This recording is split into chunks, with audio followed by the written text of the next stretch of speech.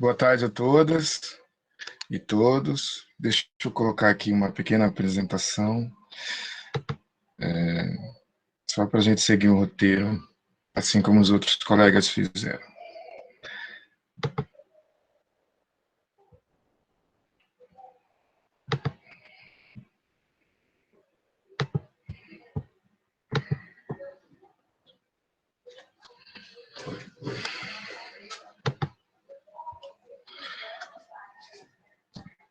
Vocês estão visualizando? Estão me ouvindo bem? Sim, Luiz, pode continuar. Bom, então, muito feliz novamente por estar aqui. Eu estive na apresentação geral do nosso programa de pós-graduação e, mais uma vez, aqui falando com vocês, com a intenção de apresentar um pouco de mim, um pouco da minha formação acadêmica, e dentro de uma tentativa de esclarecer também uma trajetória para mostrar para os interessados no mestrado, no programa de pós-graduação em letras da UFOPA, como é que eu chego aqui, né, nesse lugar acadêmico e como isso se relaciona também com a minha área de interesse, meu campo de investigação, bem como com a linha geral de pesquisa da pós, né? Bom, meu nome é Luiz Fernando de França, sou mato-grossense, licenciado em Letras pela Unemat, a Universidade do Estado de Mato Grosso, em 2002, mestre em Linguagens pela UFMT em 2006, e doutor em Letras pela USP, Universidade de São Paulo, em 2018, né? Quando eu saí para o doutorado, em 2014, eu já era professor da UFOPA, né? Entrei na UFOPA em 2010, né? Então, eu tenho esse resumo da minha trajetória acadêmica aí, condizem muito com o meu campo de atuação dentro da universidade, dentro da UFOPA, e também com as minhas áreas de interesse, né? No mestrado, eu fiz um estudo sobre personagens negras na literatura infantil brasileira, mostrando como é que a literatura infantil ela, ela se constrói a partir da manutenção de estereótipos em torno das personagens negras, e depois eu mostro também como é que esses estereótipos eles são desconstruídos a partir de uma literatura infantil, uma literatura para criança, né, questionadora e antirracista. Foi um pouco no mestrado que eu comecei a estabelecer uma aproximação com as literaturas africanas de língua portuguesa, as literaturas produzidas em Angola, Moçambique, São Tomé e Príncipe, Cabo Verde e Guiné-Bissau, né? Foi a partir, ainda no mestrado, que eu comecei a interagir. Inclusive, uma das obras que eu analiso na dissertação de mestrado é justamente uma recolha da narrativa oral africana. No doutorado, eu já aproveito aqui para divulgar o meu livro, que é fruto da minha tese de doutorado, tá? Uns contos iguais a muitos, histórias africanas, relações de trabalho e estrutura narrativa no contexto colonial angolano e moçambicano. Minha tese de doutorado é em torno das literaturas de Angola e Moçambique, recortando as décadas de 50 e 60, onde eu desenvolvo um estudo sobre as chamadas histórias, né? As narrativas curtas, né? Aqui nós chamamos de contos, né? Eu desenvolvo um estudo em torno das histórias angolanas, moçambicanas, pegando pelo viés das relações de trabalho.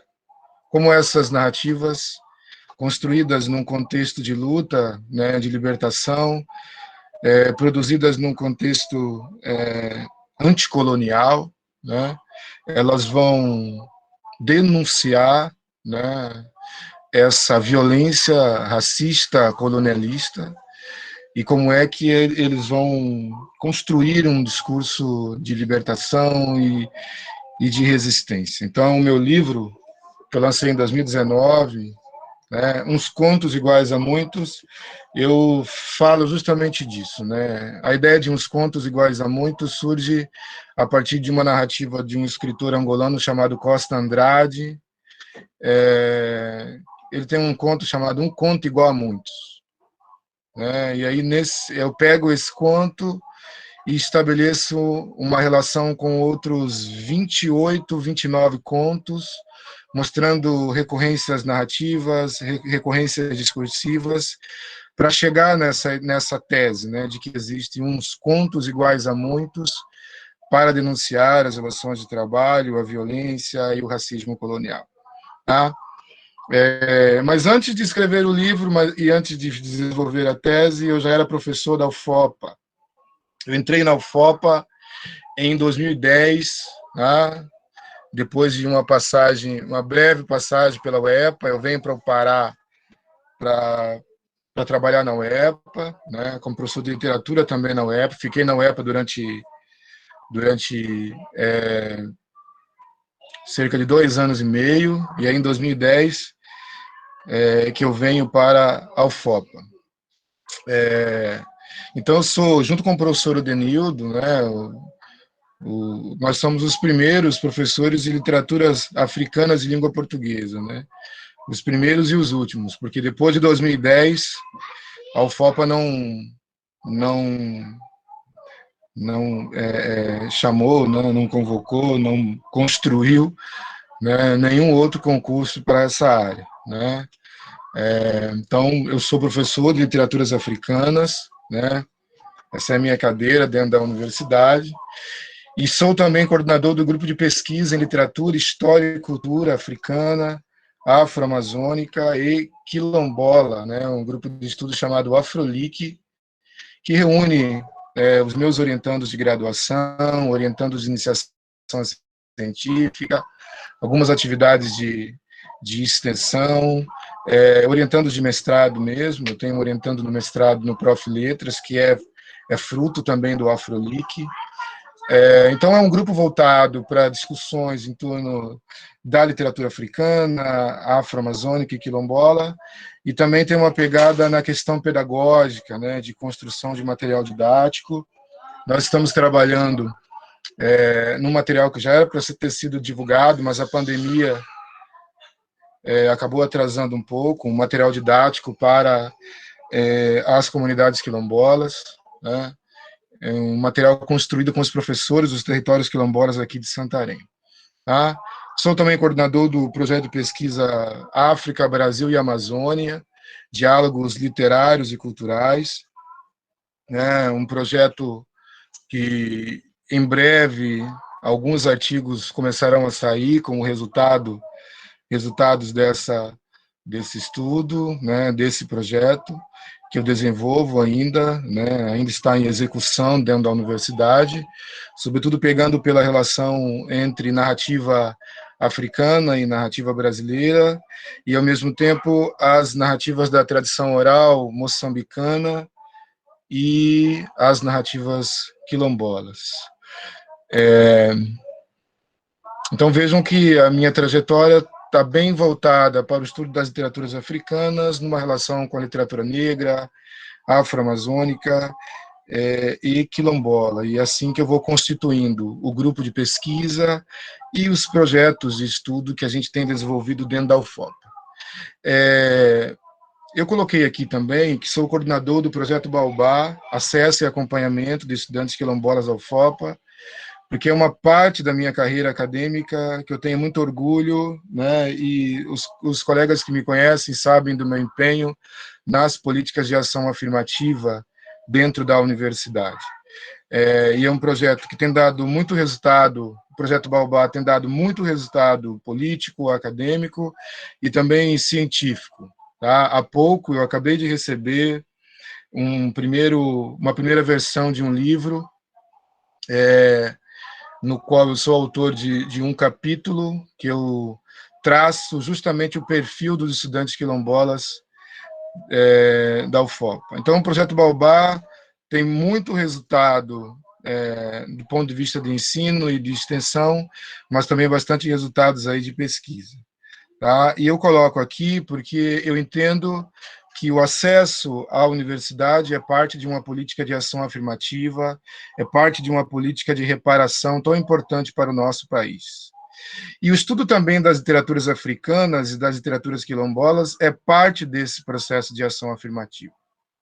Né? Eu não tenho dúvidas de que a minha contratação, por exemplo, o concurso, né, e a minha contratação para ingressar na UFOPA é parte desse cenário de ações afirmativas, sobretudo numa vinculação com a Lei 10.639, que instituiu o ensino de História e Cultura Afro-Brasileira na educação básica, e obrigou também as universidades a se mexerem. Então, eu tenho para mim que eu também sou... A minha entrada na universidade é parte desse processo de ação afirmativa. Né? Então, na minha trajetória, o estudo da literatura e essas outras políticas de acesso à universidade, elas estão, de alguma forma, interligadas. Sem contar que, por exemplo, o Projeto Baobá, a partir do cursinho quilombola, a gente tem tido a oportunidade de conhecer muito mais a história, a cultura e a identidade dos quilombos. E isso é muito importante para as atividades e as pesquisas que eu desenvolvo no campo dos estudos literários e culturais. Certo? Então, aí eu chego nos meus campos de interesse desta nossa pós-graduação em letras. Primeiro, né, eu tenho interesse em trabalhos, em estudos relacionados à literatura e sociedade nos países africanos, em língua portuguesa, porque está muito vinculado ao meu objeto de trabalho, né, sobretudo no doutorado, né?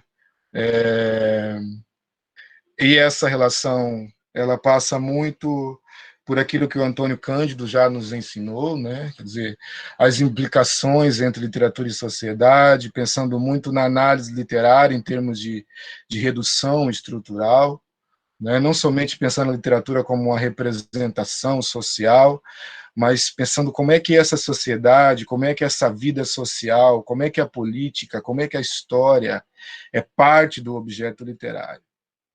Né? Então, um primeiro aspecto, um primeiro campo de interesse é isso, né? Análise de obras, estudos de obras dessas literaturas africanas de língua portuguesa, com ênfase, é claro, nas literaturas de Angola e Moçambique, né? Seja do contexto colonial, né? do discurso colonial, do discurso anticolonial, né? E também das obras produzidas no cenário pós-independência. Aqui eu tenho um conjunto de orientandos já, né, que trabalham com essa temática na graduação. Um outro campo de investigação que me interessa muito na pós são os diálogos ou estudos, né, diálogos entre as literaturas africanas, afro-brasileira, afro-amazônica e quilombola. Eu poderia até deixar só até a afro-amazônica, mas o fato de inserir o vocábulo quilombola é justamente para reafirmar essa presença dentro do contexto amazônico, do contexto negro-amazônico, do contexto afro-amazônico. A presença quilombola, que tem as suas especificidades, ainda que se relacione de maneira muito íntima com as africanidades amazônicas. Então, muito interesse em estudos que façam alguma aproximação das literaturas africanas com a literatura negra e com a literatura quilombola. Aqui, a gente já tem alguns resultados importantes que nós estamos e vamos divulgar ainda esse semestre, no relatório do projeto de pesquisa África, Brasil-Amazônia. Nós encontramos narrativas quilombolas aqui da região de Santarém e de outras regiões do Pará, que são, na verdade, reinvenções, readaptações né, atualizações de narrativas que nós encontramos também na região norte de Moçambique, né, sobretudo a partir do trabalho do professor Lourenço do Rosário, que fez a sua tese de doutorado a partir da coleta de narrativas da região do Zambeze, né, da região do rio Zambeze, no norte de Moçambique, e lendo as narrativas coletadas pelo Lourenço do Rosário, né, e lendo e coletando narrativas nas comunidades quilombolas, a gente já tem um banco de dados muito significativo, porque eu trabalho com a coleta de narrativas desde 2011 na UFOPA, né? Tem mais velhos que nós entrevistamos que infelizmente já morreram, mas nós temos isso registrado em áudio e vídeo, em um banco de dados bastante significativo. E nesse conjunto de textos, nós estamos estabelecendo relações muito interessantes entre a produção oral moçambicana e a produção oral das comunidades quilombolas aqui da região oeste do Pará e de uma outra região do Pará. Então, estou citando aqui apenas um exemplo de estudos comparados nesse diálogo, né, com a África e, ao mesmo tempo, levando em consideração essa diáspora negra na nossa região. Então, tenho muito interesse em trabalhos voltados para essa perspectiva. Por último, né, e não menos importante, e isso está vinculado ao que eu acabei de falar também, trabalhos que se voltem para o território quilombola, o estudo de narrativas, o estudo da musicalidade quilombola. As nossas comunidades aqui na região oeste do Pará são muito cantantes, né? Nós temos muitas canções, uma musicalidade muito forte, sobretudo vinculada às mulheres negras e às mulheres quilombolas, né? Mas também um conjunto de outras manifestações, né? A gente pega, por exemplo, o Marambiré na comunidade Pacoval, em Alenquer, né? Manifestação cultural, artística, histórica, né? Então, eu tenho um particular interesse por trabalhos que se voltem para essas produções artísticas, estéticas, poéticas das comunidades quilombolas. Iniciamos já o estudo das narrativas, que é um estudo que está mais avançado. Estamos iniciando também uma caracterização das músicas, né? Tanto aquelas que estão na memória histórica dos quilombolas, quanto as que são composição também do sujeito quilombola, né? Aqui mesmo, do outro lado do rio, na comunidade Arapemã, nós temos a Cleide, né, do Arapemã, uma compositora, uma mulher negra, cantora, com uma produção artística, musical, de grande relevância, inclusive dentro do próprio movimento quilombola. Então, tem um particular interesse por trabalhos que se voltem para os territórios, né, investigando essas manifestações culturais. Tá? É isso, por fim, aproveito novamente para divulgar aqui o meu livro, tá? Uns contos iguais a muitos, acho importante, e para conhecer um pouco mais do meu lugar de estudo, para conhecer um pouco mais da minha escrita, da maneira como eu interpreto e trabalho com o texto literário. E eu quero, como eu fiz na live do Prof. Letras, Helder e Ediene, oferecer também um livro aqui para os presentes. Não sei se há essa possibilidade, né, ou nesse momento, ou no momento seguinte, de fazer um sorteio aí para os presentes de um exemplar do meu livro, que é resultado da minha tese de doutorado. Tá bom? Fica aqui disponível. Só lembrando que quem foi sorteado da última vez na live do Prof. Letras ainda não pegou ou não me mandou o endereço para me levar, tá? Então, quem for sorteado hoje, por favor, tá? Mande o endereço, eu posso levar ou venha buscar aqui em casa. De todo modo, está aqui, tá? Um exemplar da minha obra.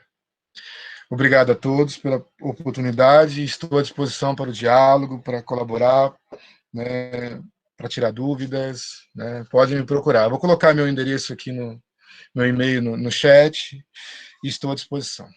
Boa tarde.